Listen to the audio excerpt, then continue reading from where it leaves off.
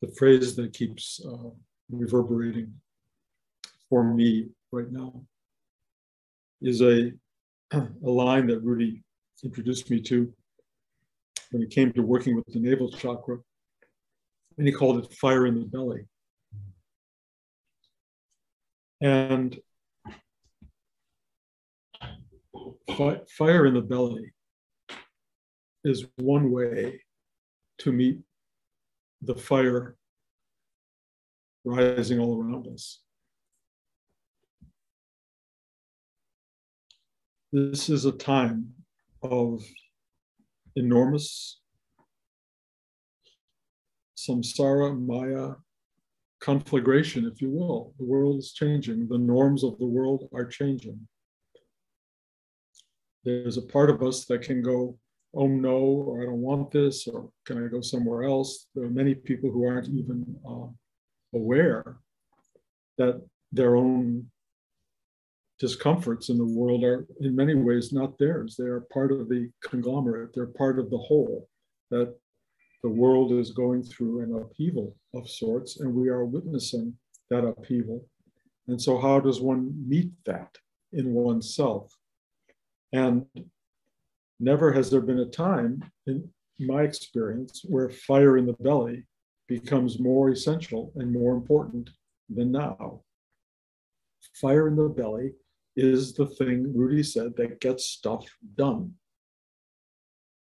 It's not passive, it's aggressive, it's putting out, it's effortful, it's making yourself available to the world in whatever way you can. It does not mean that you have to go out and do public service, although certainly if that's what rises up in you, you can do that. It means meeting life head on. It means saying, okay, to the world of transformative norms, where things that were are no longer, where things that you were used to and began to like and felt that this is how life is and should be, it's taken away. We are witnessing the early phases of that, maybe not so early phases, but there is a lot of transformative, disruptive, complicated energy that will arise. And you can either meet it with trying to go just deep inside and avoiding, putting your head in the sand, if you will, which is, something you can do. You can meet the energy of transformation by turning away, getting caught up in distraction. Luckily, movies and television are getting so bad that even that is hard to use as a distracting element. Everyone has to find a way. They have to find a way to go, I am available to the what is. And the what is in your life will be distinctly yours. It may look like it's politically, environmentally yours, and in a way everybody's. In some ways it may be yours. If the temperature is 120 degrees outside, it may be everybody in your city is experiencing it, or in your state, but it's also yours. But sometimes it really is just what's happening to you. How are you embodying this transformative experience at your moment in life? Some of you are younger and more able to be resilient, if you will, may be able to go into the world and do the stuff you have to do, make changes. I have met with a number of people recently, younger people, who are really driven to start transforming the world around them, and I have been inspired by that. And then there are people who are like my age, and those of you who listen to me talk, the aging experience is also wildly transformative, very, very other than your old norm. The things that used to be your life are no longer your life, and either you find a way to respond to that, or you are just demolished. And it's not terrible to be demolished if you can be part of the demolishing, if you can go bring it on, or whatever it is you have to do to make yourself available to the magnitude of change that is at work now in the universe. There's a part of me, and I suspect a part of you, that's not happy about this. It was nice before, relatively.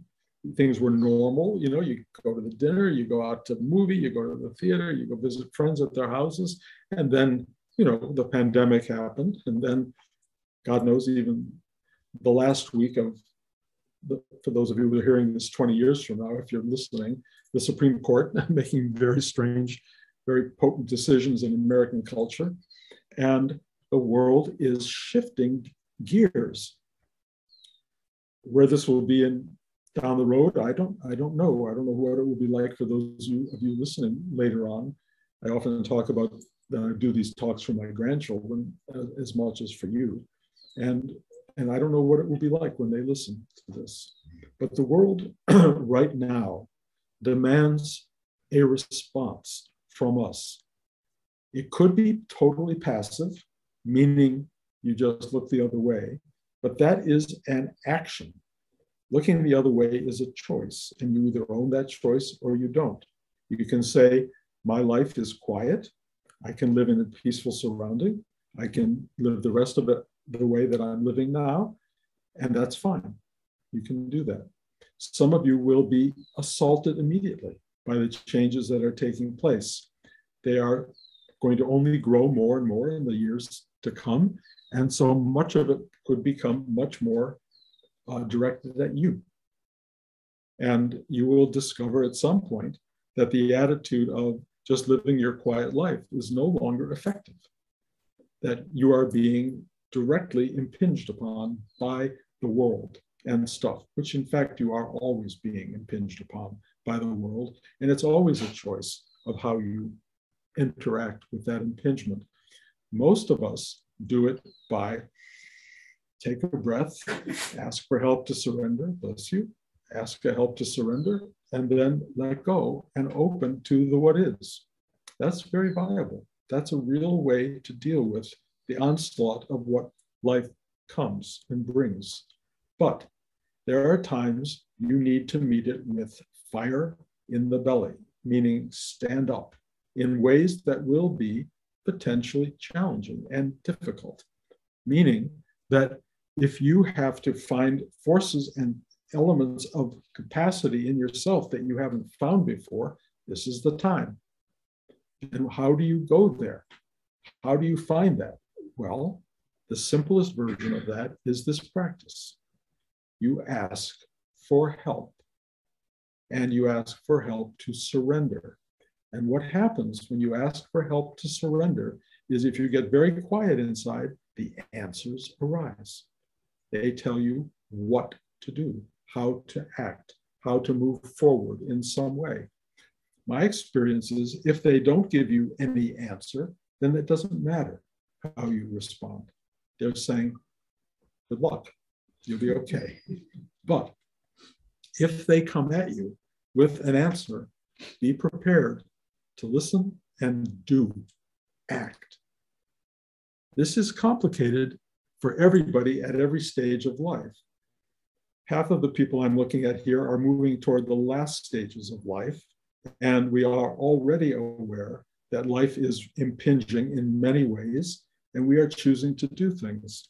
Some of you who are listening to me have already just moved cross country, are moving again. A lot of you are making big changes right now. That's in many ways heroic. You know, you guys know who I'm talking about. You know, you're getting up and moving. You're going to another thing that's going to give you sustenance. It's going to give you a capacity to fulfill other people's needs along with your own. That's really beautiful. Some of you may be told that this is the time to store water and buy more food for in the pantry. I don't know if that's where it will go, but if that's what you're told to do that. Mostly, I think what we will be told to do is reach out to one another in whatever capacity we have and go, I'm here for you. I care about you. Can I be of help? Or just say, I love you. I want to be of service. And you don't have to look deep or look wide to find who you can do that to. They're right in front of you, usually. There are the people in front of you who need you on some level. And if you have a capacity or a fire in the belly that says, what can I do? Action is what comes out of fire in the belly. Action yourself to another person. Be actionable. Be the person who does the work. Be the light that brightens the life of another person. Be the love that goes into another person's heart and helps them get through the day. Get on the phone, get on the FaceTime, write an email. You know, it can be that simple, but use your power, use yourself to reach out so that instead of sitting around going, why me, God? Oh, God, this is so hard. Oh, how do I handle this stuff? Which, yes, is completely human and forgivable and understandable, but it goes nowhere, nowhere. The thing that goes somewhere is be available. Reach to another person, give yourself to another person, find a way to be of help. You may discover that that's a group of people and not just a single person or a single few people. It's the possibility that you will be wanted in some bigger way. Something will come up in the newspaper. Someone will write you a letter. Something will happen that says you could be of use here. And if that starts to resonate inside you, pay attention. Many of us, just in the aging process, will discover that things are changing so radically and dramatically in our lives, let alone in the world around us, that the action is needed immediately and constantly with our partners and our loved ones. That's your work. That's your work. That's the fire in the belly. Be available. What does that mean? It's going to be a lot of work. You have to do what you have to do. But meeting the world with your energy, with your capacity, as much as you have, you don't have to beat yourself up over the head saying, I don't know how to do it. I don't have enough energy. You're not going to be asked to do more than you can do. You really will not. But you will be asked to do more than you're comfortable doing. And being comfortable is something else. You know, comfort is something in times of upheaval that goes away. What do you do with the loss of comfort? Really interesting. You know, what gives you comfort? What gives you comfort? Everyone is different. We all have different capacities for finding comfort. For some people, it's a piece of chocolate. For some people, it's a walk around the block or down the road. For some people, it's sitting still in their meditative space and finding this comfort.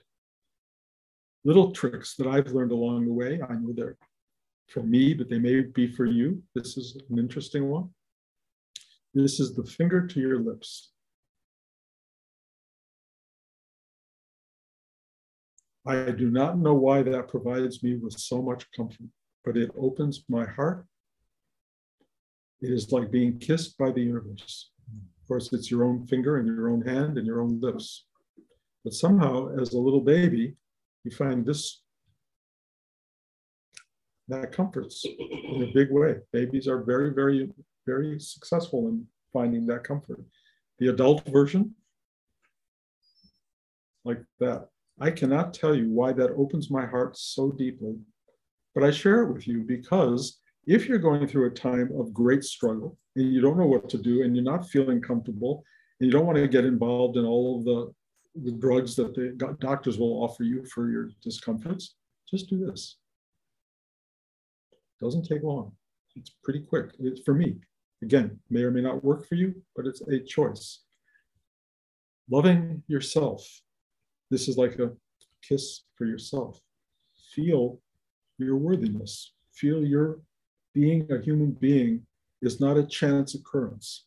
Your personhood, your very real self as you are, is wanted in this world. It was born for a reason. It has an enormous capacity to serve the larger universe that's manifested around us. And you don't have to serve it by running for Congress. You don't have to serve it by being on a committee. You can serve it by being a good person. Being a good person to people around you all the time. I have discovered, as you know, I talk about it regularly, the practice of being a good, nice, kind person is actually effortful.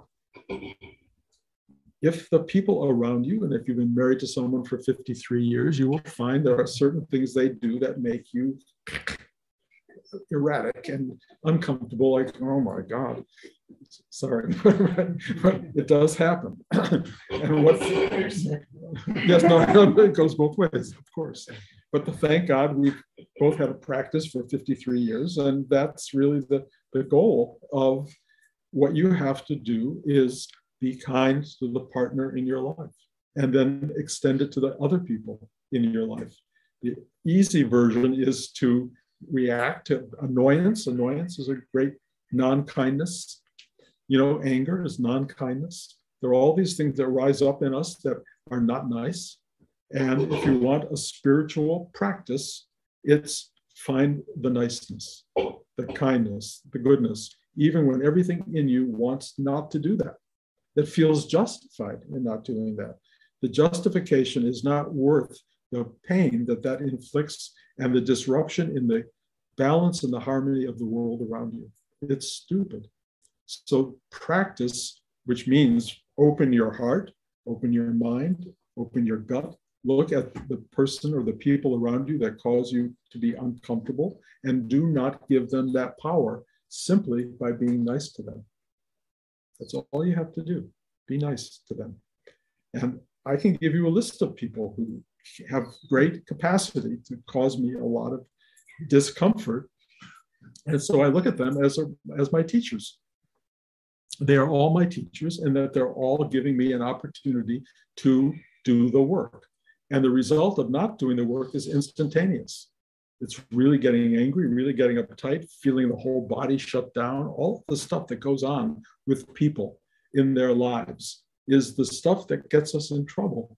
And by counteracting that with consciousness and going, I will be non-reactive, I will not be annoyed, I will go, I get it, I understand it, I am open-hearted, I am loving. Feel that mechanism in yourself expand, and you will be a different person. You will be someone who really manifests help to others, who is actually available to other human beings, and who can serve the larger powers of the universe through simple kindness and goodness to others. And what's interesting is they don't say to the masses, they don't say be good to all of humanity, although in a way it is kind of indicated, but they say be good to what's in front of you. And that was really Rudi's teaching as well. He said the mandala of life starts at the core. What's at the core of your life? That's where you have to do it. It's easy to open to the peripheral stuff. The stuff that's right in front of you, that's the work. That's the real work. Be open to what's in front of you, and it will come at you. Trust me. The universe is a dance. It's a dance to try to see what can we do to make this person shut down or give them the muscle to open up. Those who open up become vehicles of kindness and love and goodness in the world. Those who shut down become people who need your kindness and love. Life is not easy. It is not easy. There are no people that I have met in this world who are full and complete and done. Even Rudi, who was an amazing being, but he had his own, what they call in Jewish terms, mishigas. People have mishigas. Everyone I know does. And mishigas is stuff you've got to live with. And it's there, it's in the world. And I keep looking for perfect people. I have not seen any. And I look at myself, and luckily I have a pretty objective view, and there's as much mishigas here as there is there. I have jobs and works and efforts to make in myself, and we all do. And if we're nice to each other and we help each other with this journey, what happens is the fire in the belly becomes a glowing ember of constant effort. It's not like burning and painful and difficult. It is the glow that keeps the house warm. It is the thing that keeps you alive and functioning in the world as a warm, loving being, Fire in the belly is everything that gets you through life and gives you purpose, gives you capacity, gives you whatever it is you may need to help the world and help yourself. Don't forget yourself.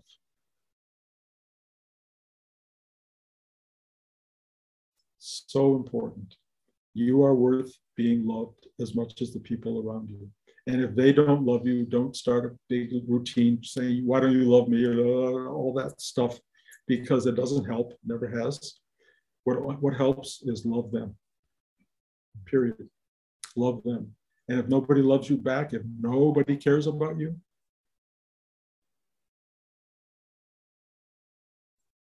I can only tell you from my own practice and from years of sitting that the one love that you want most in the universe flows inward and upward and outward. It is so available. It is so what I call oceanic. It is so vast. And it will take care of you if you can get out of this small-minded, ego-headed person who said, what about me? What about me? It doesn't do anything. And I will tell you, the inner life, the inner being doesn't like that. It goes, not interested. You're like a bug when you're like that, of no value. But when you ask for help, it's so beautiful how you flower, how you open, how you become available, how you bring love and kindness and beauty into the world. That's when this thing works. That's when it flows. You know, I keep looking at Blanche's beautiful plants outside and the birds who flock to our house. Like now our backyard is like a bird sanctuary. And I look at the life out there and the love out there. And why is that happening? Because Blanche every day fills the bird feeder and brings water to all of these plants. And I go outside and I go, oh my God, this is so beautiful. Why is it beautiful? It's not beautiful because God created plants, although that's part of it. It's because Blanche cares for the plants and she cares for the birds and she cares for the garden and the life around her. And I look at all of that and it opens my heart. And you understand in a way, and I've described this before, we're all plant-like. Blanche is like God to the birds and to those plants. She goes and waters and cares and fills the bird feeder. Something does that to us. We are watered, we are fed, but I should also tell you, just so you understand, the bird feeder empties out, and I watch it empty out. Suddenly there aren't enough spaces for all the birds, they're only at the bottom. And until it fills up again, those birds must feel, what about me? What happened? God doesn't love me anymore. There's no bird seed. It empties out because people and birds, eat it. And the plants start to get dry for a while. And then Blanche comes out and water and boom, they're back again. But then this thing happens, and I talked about it in other classes, this plant idea, that plants flower. If and when you flower, and you will, because we're like plants, we flower. Flowers last in the plants we have downstairs for like 2 days or a day. They are the most beautiful, unbelievable flowers. And then they go, it's gone. If you identify totally with just being a flower, you're going to be an unhappy person because it's a short-lived experience. What you really, really hunger for is recognition that you are the plant. You are the plant that flowers. The flowers will come and go. If you are identified only with flowers, you will be unhappy most of your life. Then you'll be, oh, I'm flowering. Oh my God, I'm this incredible, beautiful, wonderful. Oh, gone. and then you have to go into the loss of being a flower, and you've got to remember you're a plant.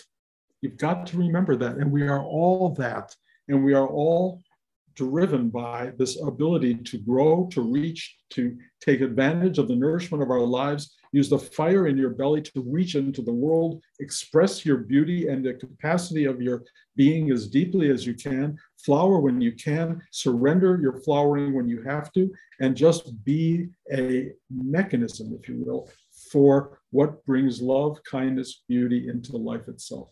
That's who you are. It's what we are. It's why we're here.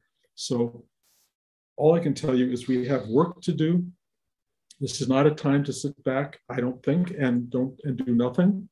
I'm not saying that the work has to be like building a house. Like I said, it can just be making a phone call, doing an email. Whatever the work is, you know what it is. Listen to the voice in you. It will tell you. If it says, get up now and call somebody on the phone and tell them you love them, get up right then, go to the phone and call them. Don't say in another hour. Don't say tomorrow.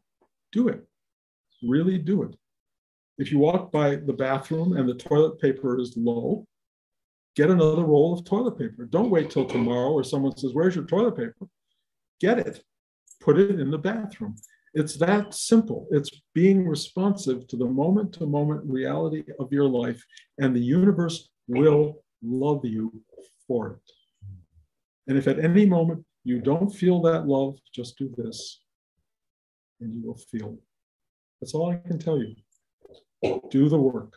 Do your work. Be present in the world. You're a gift to the world. Be that gift, and appreciate yourself as that gift, because you're worth it, and because at this moment in time, the world needs you and your gift.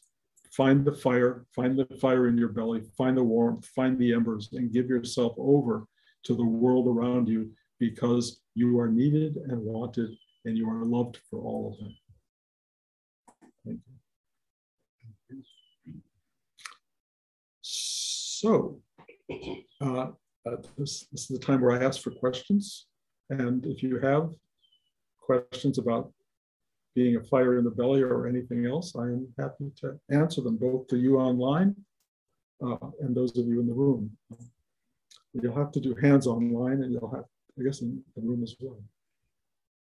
This is often where nobody raises their hand, so that is often the case. I've answered all your questions. There is nothing left to talk about, and but probably when we meet next time, there will be more.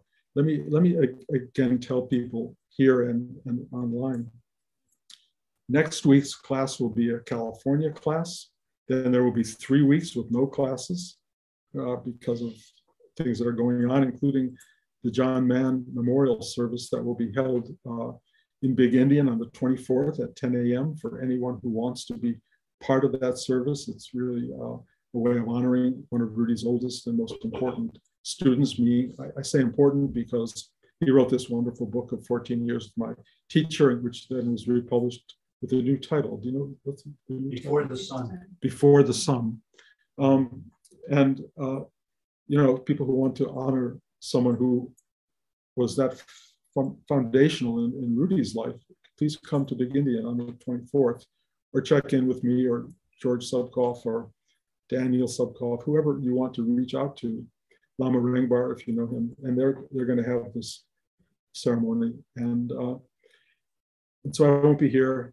I have family coming in, all these different things, so I won't be around. But then after that, after those 3 weeks, we'll start again with a class here, and you'll all get an email. And if you still want to come, you're welcome. And if you feel you've already got it and you don't need to be here, God bless. You don't need to be here. It's all totally what you need or want. I just love you guys. George. I just wanted to say that anybody who goes to Big Indian, Rudi's Shrine is really like sitting to do this, like the restoration, cleaning of it. Let me repeat that for people who can't hear. George is saying that those who go to Big Indian, even for John, should also go to the shrine, Rudi's Shrine, which has been restored recently. Blanche and I visited it about a month ago. The Shakti energy of the statue of Rudi in the shrine is shockingly potent.